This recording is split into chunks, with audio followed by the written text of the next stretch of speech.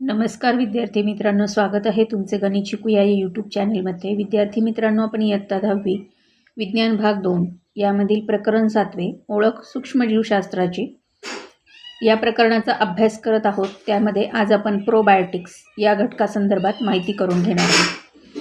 या घटकाच्या अभ्यासास सुरुवात करण्याआधी आपण सांगा पाहू यामधील जो प्रोबायोटिक्स खाद्य कशासाठी प्रसिद्ध आहे या प्रश्नाचं उत्तर बघू. चला तर मग आता आपण आजच्या व्हिडिओला सुरुवात करूयात. हे बघा, इथे या प्रश्नाचं उत्तर आहे. प्रोबायोटिक्स हे सुद्धा जे पदार्थ आहेत ते दुग्धजन्यच असतात, पण त्यांच्यामध्ये क्रियाशील जीवाणू असतात. उदाहरणार्थ लॅक्टोबॅसिलस, ॲसिडोफिलस, लॅक्टोबॅसिलस केसी, बायफिडो बॅक्टेरियम, बायफिडम इत्यादी. हे जीवाणू मानवी आतड्यातील सूक्ष्मजीवांचा समतोल राखतात, म्हणजे पचनक्रियेला ते मदत करतात. आणि जे पचनक्रियेला मदत करणारे सूक्ष्मजीव आहेत त्यांची ते वाढ करतात, आणि जे उपद्रवी सूक्ष्मजीव आहेत त्यांना नष्ट करतात, जसं क्लॉस्ट्रिडियम हे त्याचं उदाहरण.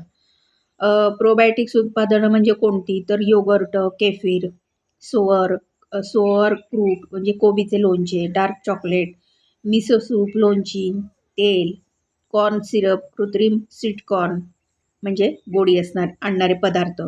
त्यानंतर सूक्ष्म शैवाले म्हणजे स्पिरुलिना, क्लोरेला व नीलहरित शैवालांचा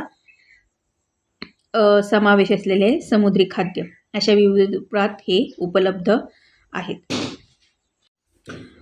अलीकडच्या काळात प्रोबायोटिक्सना एवढे महत्त्व प्राप्त का झालेले आहे, तर याचं कारण आहे ही उत्पादनं आपल्या अन्नमार्गात उपयुक्त सूक्ष्मजीवांच्या वसाहती करून इतर सूक्ष्मजीव त्यांच्या चयापचय क्रियांवर नियंत्रण ठेवतात, प्रतिक्षमता वाढवतात, चयापचय क्रियेत निर्माण झालेल्या घातक पदार्थांचे दुष्परिणाम कमी करतात. प्रतिजैविकांमुळे अन्नमार्गातील उपयुक्त सूक्ष्मजीवही अकार्यक्षम होतात, त्यांना पुन्हा सक्रिय करण्याचे काम प्रोबायोटिक्स करतात. अतिसाराच्या उपचारासाठी तसेच कोंबड्यांवरील उपचारासाठी हल्ली प्रोबायोटिक्सचा वापर होतो. आता पाव कशापासून बनवतात, तर धान्याचं जे पीठ असतं त्याच्यापासून पाव बनवले जातात. ते विविध प्रकारचे असू शकतात. या पिठांमध्ये बेकर्स यीस्ट म्हणजे सॅक्रोमायसिस सेरेव्हिसी, पाणी, मीठ आणि इतर आवश्यक पदार्थ मिसळून त्यांचा गोळा केला जातो. यीस्टमुळे पिठातील कर्बोदकांचे किण्वन होऊन शर्करेचे रूपांतर कार्बन डायऑक्साईड व इथेनॉलमध्ये होते.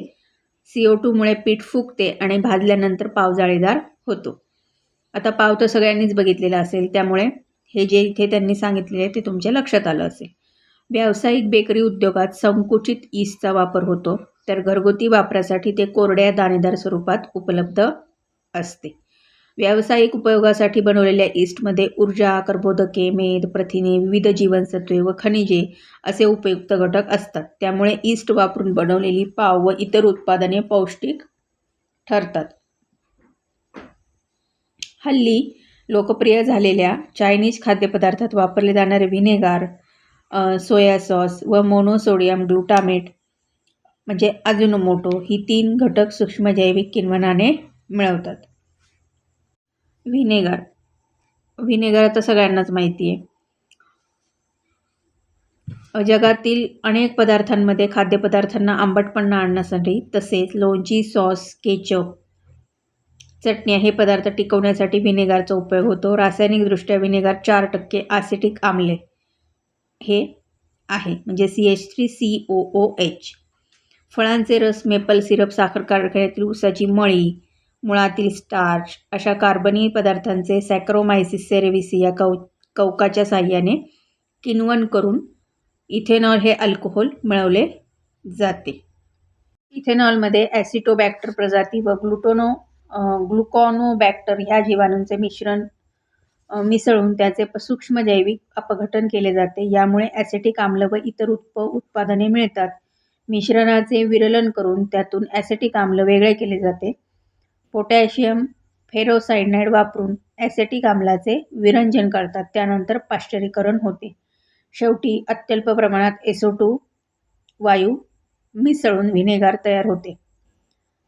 गहू किंवा तांदळाचे पीठ व सोयाबीन यांच्या मिश्रणाचे ॲस्परजिलस ओरायझी या कवकाच्या साहाय्याने किण्वन करून सोया सॉस बनवतात. इथेही दाखवले बघा त्याची कसं असतं ते. पेय निर्मिती त्याच्यामध्ये पहिलं आहे फळ, बघा कुठलं आहे ते, कॅफे अरेबिका. त्याच्यामध्ये कोणता सूक्ष्मजीव सहभागी असतो तर लॅक्टोबॅसिलस ब्रुईस. सूक्ष्मजीवांचं कार्य काय आहे, फळातून बिया वेगळे करणे. आणि पेयाचे नाव आहे कॉफी. त्याचप्रमाणे कोको कशापासून तयार होतं तर ते थिओब्रोमा कॅको. त्याच्यामधले सूक्ष्मजीव कोणते आहेत आणि त्यांचं कार्य काय आहे. त्यानंतर द्राक्षापासून वाईन तयार होते. सफरचंदापासून सिडार तयार होतं. हे इथं त्यांनी आपल्याला दाखवलेलं आहे. आता सॅकॅरोमायसिस सेरेविसी हे इथे दाखवले बघा आपल्याला फळ. त्यानंतर कॉफीचे फळ आणि बिया इथे दाखवलेत आणि ह्या कोकोच्या बिया.